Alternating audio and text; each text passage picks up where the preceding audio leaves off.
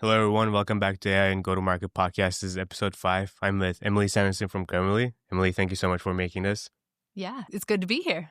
Thank you. Do you want to do a quick intro? Yeah, I'd love to. Yeah, so Emily Sanderson, I'm the head of demand gen for Grammarly Business and have been there for about a year leading our enterprise teams and a group of demand gen marketers, email marketers, and some content marketers. So it's a great little ride. Awesome. How big is the team? Across our entire marketing function, we're well over 50. Specifically within demand gen, we're a team of about 8 to 10 mighty marketers. Nice. Awesome. Grammarly just had a massive news.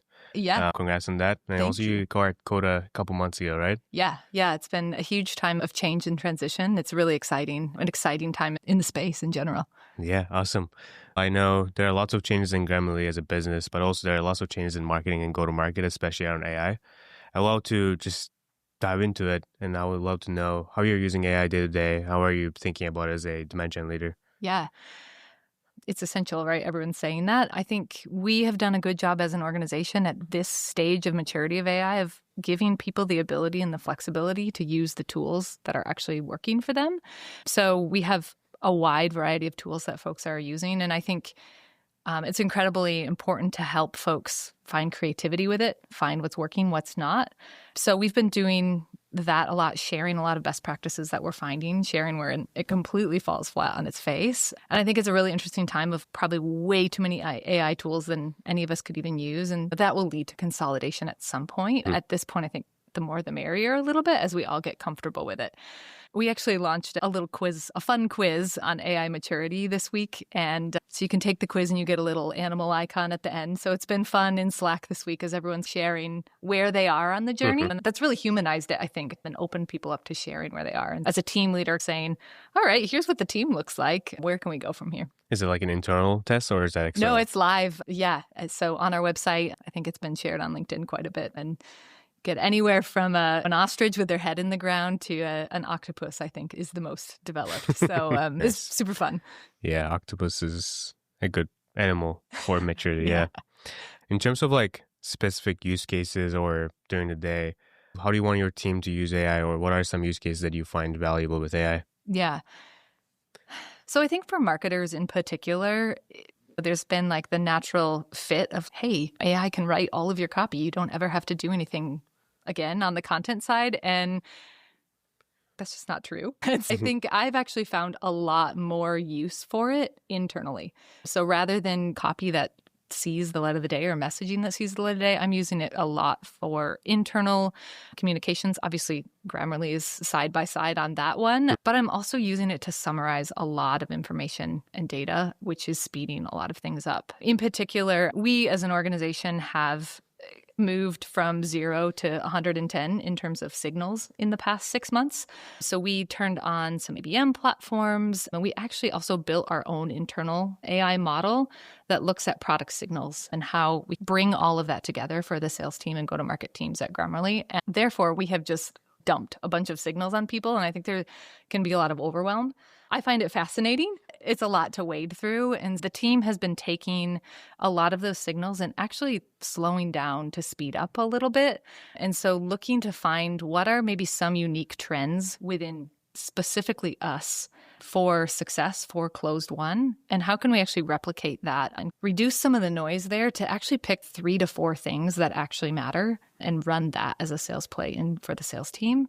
Because I think without taking the time to do that, you end up going to market off of signals like, hey, Grammarly just raised a bunch of money. I'm getting emails left, right, and center from that. And I think everybody's doing that. So I actually listened to Tito's episode recently, and I thought that was really interesting to say, you actually have to be incredibly unique. And so I think on the marketing side of things, bringing clarity there and bringing it down to a number of signals that are dependable and that are like 3 to 5 so that a human can actually grapple with what's going on versus looking at an account and being like, there's 17,000 lines of activity here. How do I make sense of any of it? So I've been doing a lot with that and just summarizing and synthesizing that, not only to create a little bit more of a playbook there, but also to celebrate wins too, where it's like in the past to celebrate something that came from marketing and get that whole path all the way to conversion. It took a lot of digging. And so to be able to do that succinctly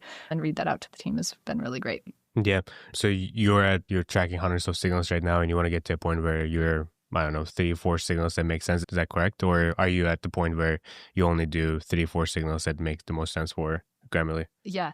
We are at hundreds at this point. And so I think getting down to those 3 to 5, working through those a little bit, they're going to change over time. They should.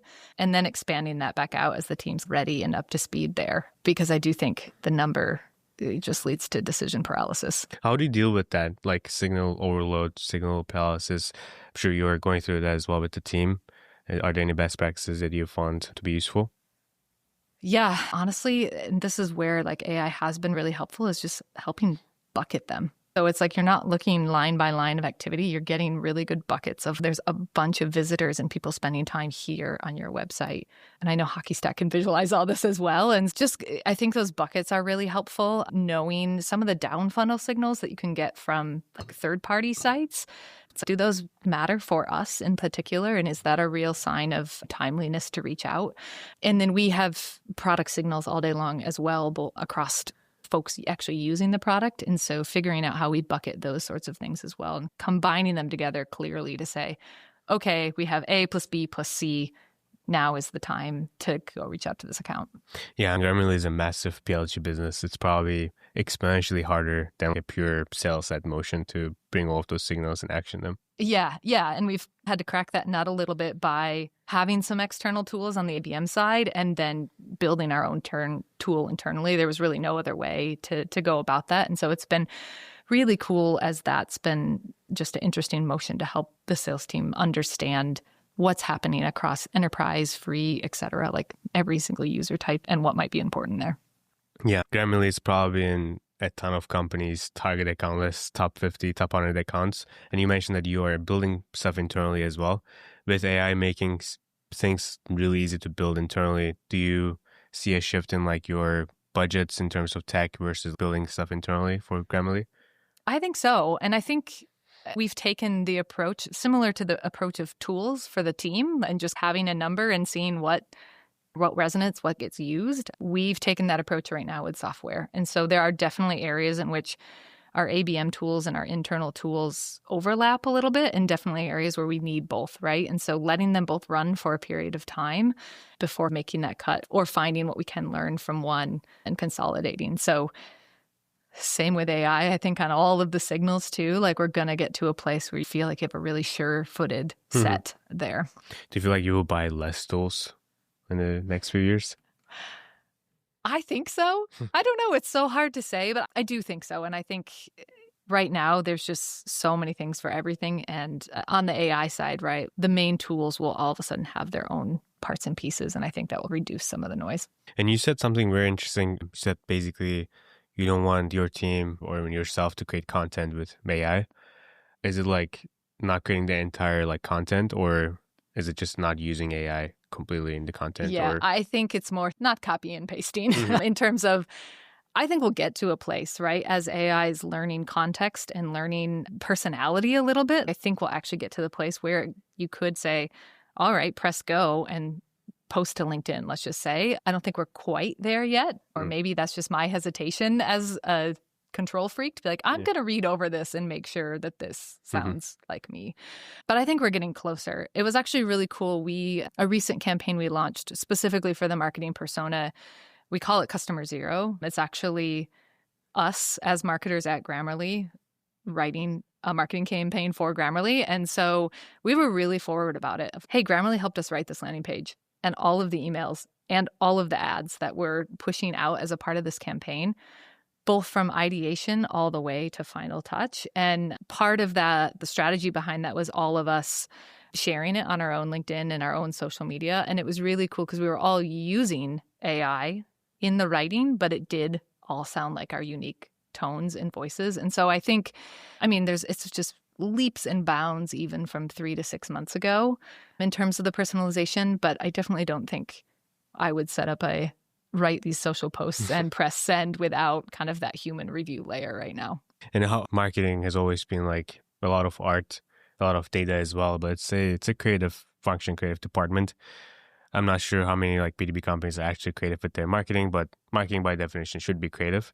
If AI is going to be able to do a lot of the things, and right now it's on its current form, it's not creative. It's basically pattern matching across a lot of different samples.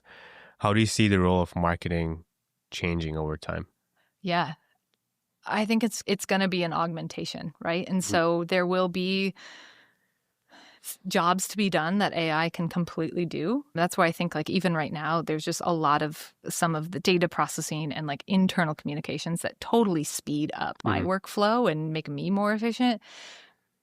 I think as it gains context and personality, it will just make us be ultimately faster. And you're still going to need that creativity and personality because what a colleague of mine who is maybe wittier than I prompts it to Mhm. AI is going to get a different output than I am. And yeah, I was thinking about that actually earlier this morning. Just I think we're going to get to a place where prompts even aren't as dry as they are today, and there's some more personality integrated in them. And I think that will set things apart where that creativity will still shine. Do you see any, I don't know, demand gen, ABM, field marketing, any of those, or more marketing departments getting more or less attention or getting smaller or bigger? That's a great question. I think we're going to become maybe a little more generalists in that, like some of the very specific tasks, AI can take some of that. And so we'll be able to oversee a little bit more because some of those really specific things are taken off the plate. I do actually think it's really interesting right now, especially for events and field marketing, how important those are. I think people are craving that human connection. Yeah. And so we are seeing a ton of success with our field event and our field marketing program as folks are really desiring those in-person connections and content. So I think as we continue to speed up in this one way, we're still going to find we're all humans and we want to connect. And I think it's almost like a course correction, maybe from 2020, where all events stopped to Hmm. actually events Being being virtual. super, Yeah. yeah, super important. Yeah. Yeah. Yeah. I see that. We actually just had a Giants game last night where we host a lot of customers and partners. That was great. Yeah. Everyone wants, I don't know if people want to work in an office, but they definitely want to go to events in person versus looking at a Zoom screen for webinars or anything like that. Yeah. And I imagine people were excited to talk with their peers and get together in a forum and actually hear what's happening in the trenches. And yeah, so I love that. I'm glad you're having success there too. Yeah. Do you want to talk a little bit more about the Customer Zero campaign and maybe how did you plan it? What did you learn? What were the metrics or results that you want to share? Yeah.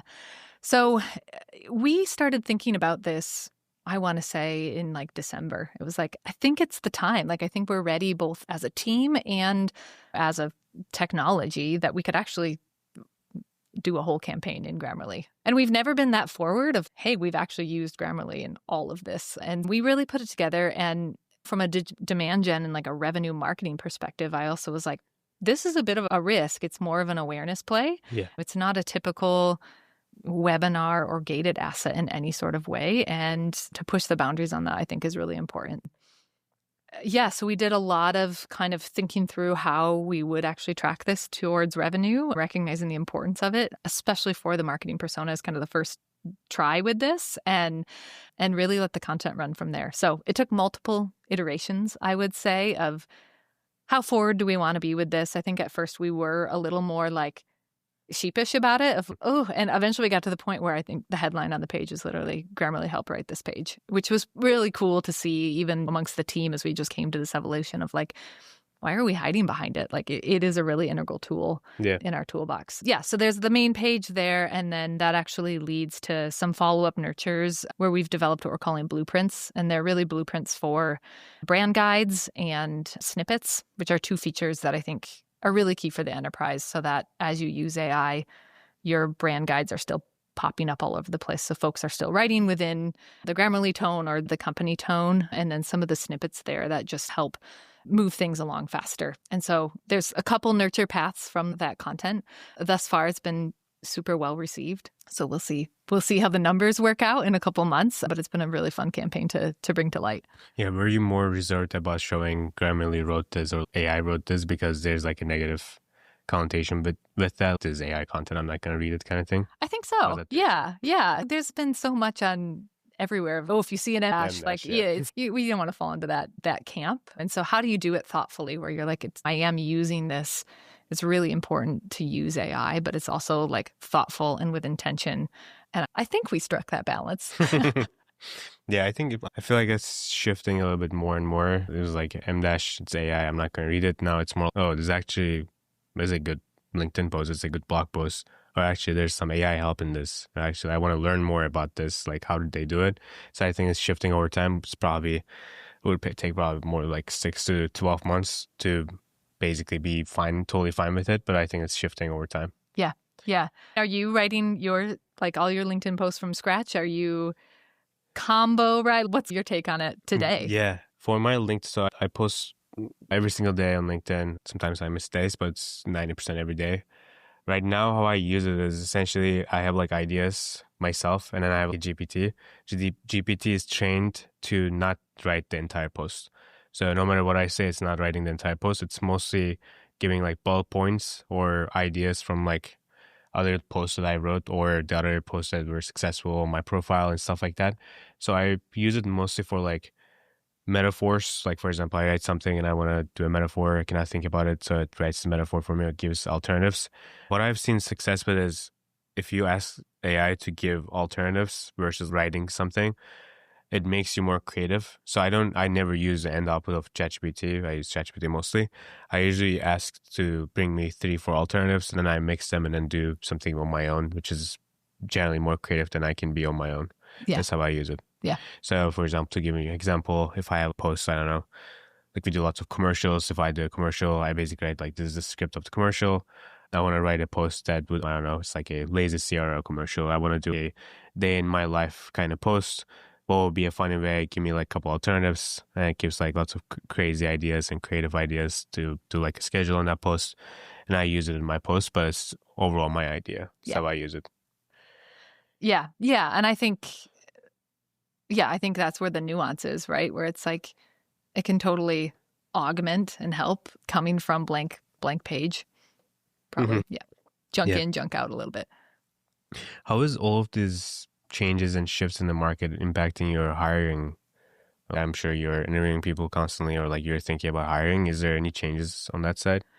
Yeah, I think like we're seeing in a lot of the market, like really taking a look and saying, what can we do with the team we have? What can we do with the tools that we have before jumping straight into hiring? And we have critical roles we're still hiring with, but also adding in that layer of folks that we are hiring and saying, where is that AI proficiency in there? And making sure that's a key part of how people are starting to work, I think, regardless of role. So I don't think we've seen like huge changes on that front, but I'm so curious what the next 6 to 12 months look like in the space for tech companies in general.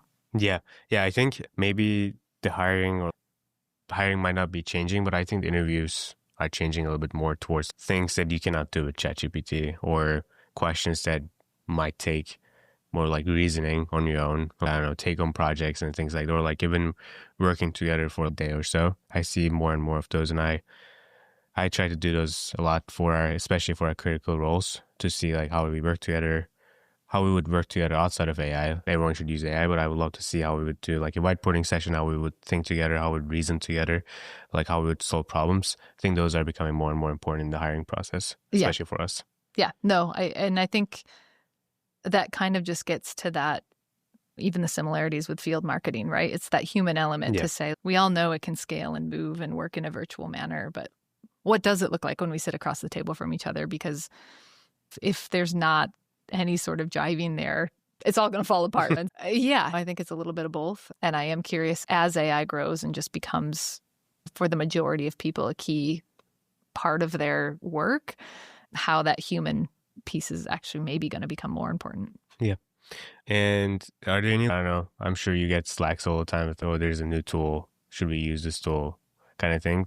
Are there any tools that you would like to test right now or you're looking to use? Yeah.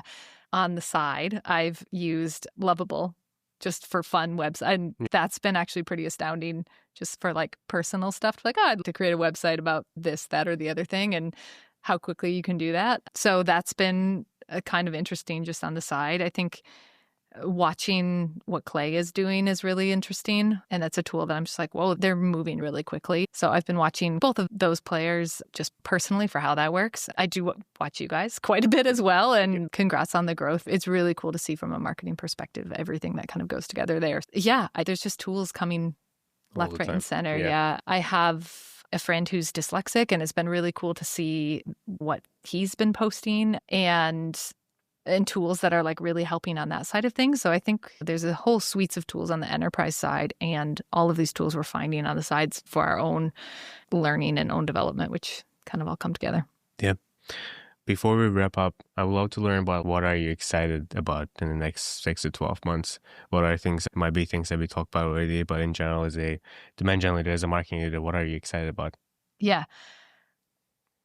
I'm personally excited in that it feels like there's a turning point in that the average person, the novice person, can totally use AI effectively, which feels like a really big turning point. I feel like 3 to 6 months ago, everyone was like, you have to be a prompt engineer. And that's not the case anymore, right? Yeah. You can get really good outcomes without having to have these masterful prompts. Yeah. And that makes me really excited because then we can all use it. And it's not just for folks who can code or things like that. Like, it's democratized. So I'm really excited about that. I am excited about just being able to create the personalization in tone. I've seen just personally like a pretty big jump there in the tools I've been using, where I'm like, oh, this actually sounds like me and doesn't need 7 different rewrites. And so there is a personalization there that I think is coming along that will get there. But more so than anything, just how much more quickly it helps synthesize data, move through internal marketing stuff. And I'm starting to use AI in this way, but I think this is only going to grow, is really asking it to be a critic of my work. I think when I ask even my most trusted colleague, who I know would give me like really direct feedback, I'm going to get more direct feedback over here. And so I've been doing that quite a lot for any sort of campaign briefs or plans or anything like that. Just be like, be a critic, really jump in here, and I'll keep pushing it to be more aggressive. And the feedback I've been getting like really helps overcome some of the blind spots before presenting it to a larger group or something like that. It's actually really helped with dependency planning too. I was working on a kind of a Q3 plan and going through the process of beat this up, and it finally was like, this plan is really content heavy. And so I went and checked with the content marketing team and was like, do you guys have enough time for this sort of thing? And so we did a good like resource check there, which I think is a really cool way of using it. Again, just relationship aside, to just be like, be really harsh with me and tell me what's wrong with this. Yeah, I genuinely believe that at some point that we would all hire prompt engineers. I feel like we were all seeing it on social media, like hundreds of job postings on prompt engineers. I don't know where they went now because I never see it. Also, to the last point, I definitely use it the same way. One interesting thing that I found is so for example, if you write something with ChatGPT, if you ask it to review its own work, it actually gives lots of good feedback before even you get to last output as well. Yeah. It's super helpful to review work. Yeah. Yeah, I think just doing a gut check on most things and saying, this was in my head, does this make sense, has been really helpful. So I'm optimistic about it. The more, as the days go by, all of a sudden it's, whoa, this feels more of a speed up rather than a real slowdown to learn. And that's pretty exciting. Definitely. Emily, thank you so much for joining me. Are there any other final thoughts that you want to share? I don't think so. No, thank you so much for having me. And yeah, really excited about this podcast. And it's been fun. Cool. Thank you very much. Yeah.